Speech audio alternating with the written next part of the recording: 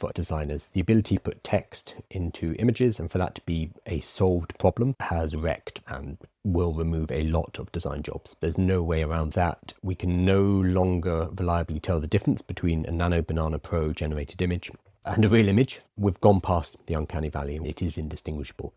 In visuals, we can see the progress from Mid-Journey 2, 3, 4, etc.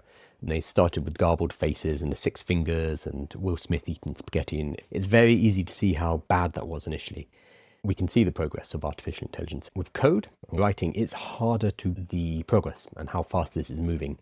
But we are seeing it's less visible. So it's tricky to bet against AI and say, well, it will never be able to do this, because we keep saying that and AI keeps being able to do what we thought was impossible.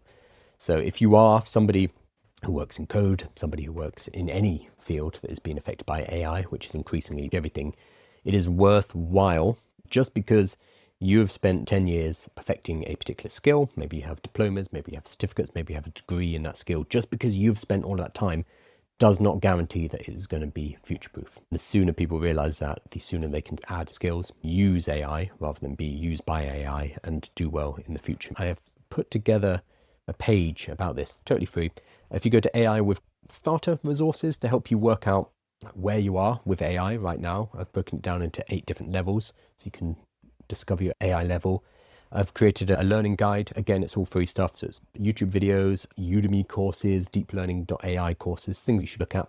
A quiz I've built free. Which AI business should you start? You tell it your industry, resources, what skills you have, etc. And it will help you to work out what kind of business you should start. So that's all available at aiwithkyle.com/welcome. I built that yesterday.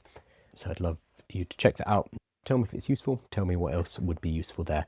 It is really important that we realize what's happening when we get ready for this. It doesn't mean that starting a business is going to secure your future, but starting a business, working out your own side incomes, side hustles, freelancing, consulting, whatever, it gives you options moving forward. If you have a 9-to-5 job and rely on your degree, you don't have the flexibility to move with what's coming.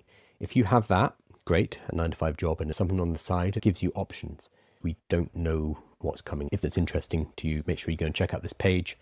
And that, I hope, will point people in the right direction, because I don't want people out of jobs saying, I didn't see this coming. We need to do something now.